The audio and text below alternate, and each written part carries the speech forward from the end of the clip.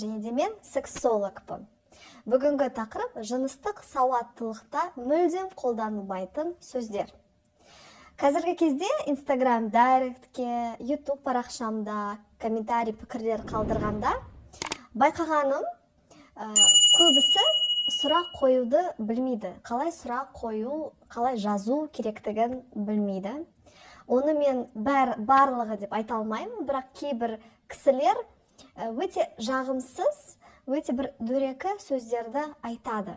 Және де осы видеода қандай сөздер мүлдем қолданылмайтын, және де қандай сөздерді қалай дұрыс айту керектігін, осындай бұл бір жыныс сауаттылықты ашайын.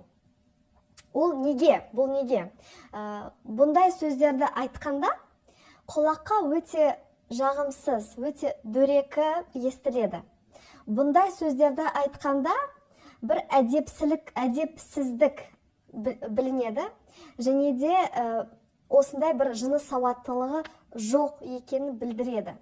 Және де осы видеоны қараған соң кейбір сөздерді ауыстырып, жыныс сауаттылыққа сай сөздерді, әдепті сөздерді қолданғаны дұрыс. Бірінші сөз. Ғылыми вульва, әйелдің жыныс мүшесі. Екінші сөз. Ғылыми пенис, ер адамның жыныс мүшесі. Үшінші сөз. Жаргон сөз, мүлдем қолданылмайтын сөз. Бұны лексикадан алып тастаңыз. Дұрыс сөз, жыныстық қатынасқа түсу. Төртінші сөз. Боғауыз сөз. Бұны лексикадан алып тастаңыз. Дұрыс сөз, жыныстық қатынасқа түсу. Бесінші сөз. Мастурбация, анонизм. Қазақша айтсақ, өз-өзін қанағаттандыру. Осы сөздерді анатомиялық тұрғыдан пайдаланып, соны қолданғаны дұрыс. Ол өте сізді әдепті, оны әдемі, дөрекі емес, сыпайы түрде қолданғаныңыз дұрыс. Бұл сізге қаншалықты керек екенін, және де өз бетімен сізге айтатын кеңестерім.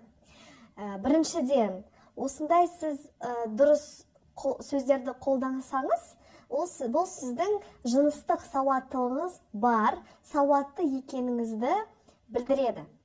Екіншіден, бұл сіздің жазу және де сөйлеу, дұрыс жазу, сөйлеу қабілетіңізді ашады, және де оны сондай бір сауатты екеніңізді көрсетеді.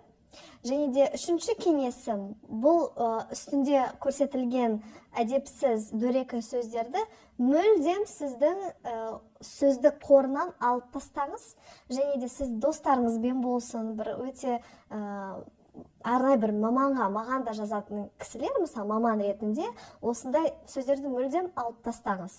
Осындай сізге айтатын кеңесім. Осы видео сізге пайдалы болса, маған лайк басыңыз, осы парақшаға жазылып, Инстаграмға жазылып, өзіңіз пікіріңізді қалдыруға болады. Рахмет, сау болыңыз.